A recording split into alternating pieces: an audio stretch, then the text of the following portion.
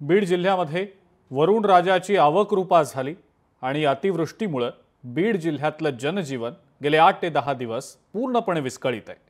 अनेक शेतकऱ्यांची पिकं अजूनही पाण्याखालीच आहेत। त्याचबरोबर अनेक शेतकऱ्यांच्या जमिनी खरडून गेलेल्या आहेत।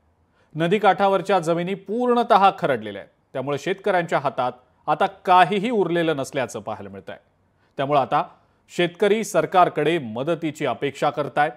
ज्या नागरिकांच्या घरांमध्ये पाणी शिरलंय त्या महिला मुलं टाहो फोडताना दिसतायत। बीड जिल्ह्यातलं हे विदारक चित्र पाहायला मिळतंय।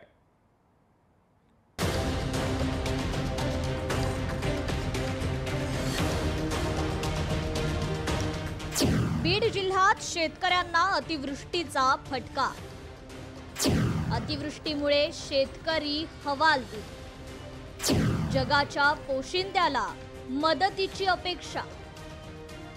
सरकार मायबाप आमच्या जमिनी खरडून गेल्या आहेत। आता आमच्या हातात काहीही उरलं नाहीये। हातातोंडाशी आलेला घास निसर्गानं ओढावून घेतलाय। आता आम्ही करायचं काय असा प्रश्न आता आमच्या पुढे निर्माण झालाय।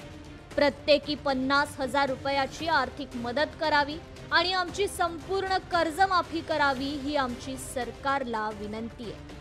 हातातोंडाशी आलेला घास निसर्गानं ओढावून घेतलाय। आता करायचं काय असा प्रश्न शेतकऱ्यांपुढे निर्माण झालाय।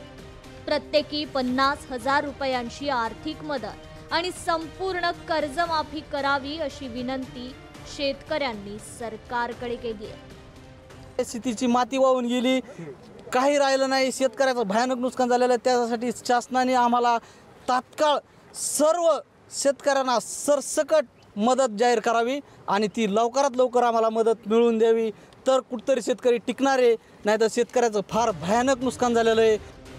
सततच्या पावसामुळे शेतकरी वर्ग पूर्णपणे उद्ध्वस्त झालाय। अतिवृष्टीमुळे शेतात साचलेल्या पाण्यामुळे किडींचा प्रादुर्भाव आणि रोगराईचं संकट अधिकच तीव्र झालंय। यामुळे उर्वरित पिकांची उत्पादकता मोठ्या प्रमाणात घटली असून शेतकऱ्यांपुढे आर्थिक संकट उभं राहिलंय।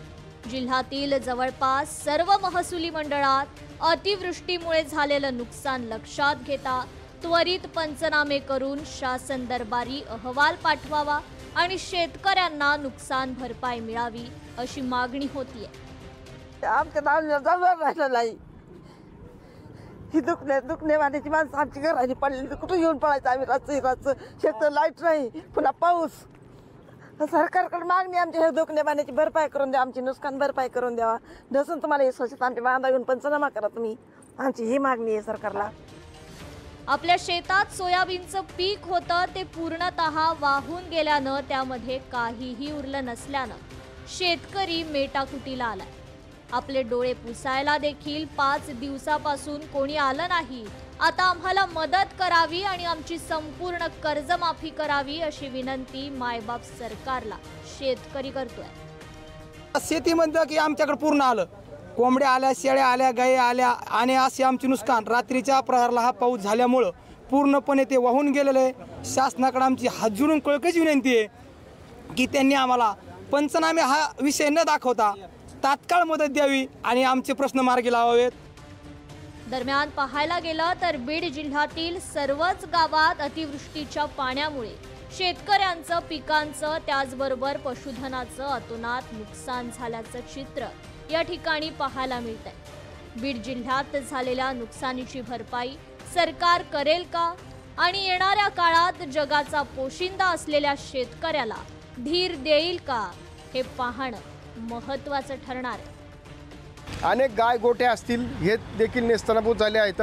पाण्यामुळे अनेक शेतकऱ्यांच्या जमिनी देखील खरडून गेल्या असल्याचं चित्र या ठिकाणी पाहायला मिळतंय। त्यामुळे एकूणच बीड जिल्ह्याची जी परिस्थिती आहे ती अत्यंत धक्कादायक या ठिकाणी पाहायला मिळते आणि विशेष करून शेतकऱ्याकडून आता प्रत्येकी 50,000 रुपये आर्थिक मदत करावी अशी देखील मागणी केली जात आहे। त्याचबरोबर ओला दुष्काळ जाहीर करावा आणि शेतकऱ्याची सरसकट कर्जमाफी करावी अशी देखील मागणी आता शेतकऱ्याकडून केली जात आहे। हरिदास तावरे, लोकशाही मराठी, बीड।